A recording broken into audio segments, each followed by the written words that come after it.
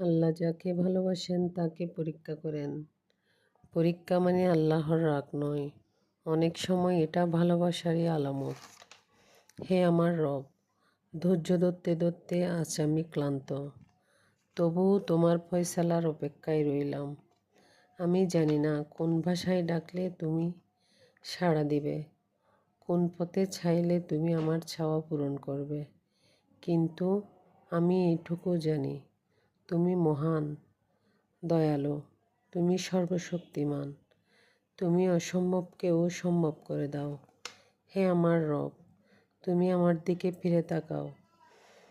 আমার মনের গভীরে লুকিয়ে থাকা সব নেক আশা ও হালাল আকাঙ্ক্ষা তুমি নিজ রহমতে পূর্ণ করে দাও।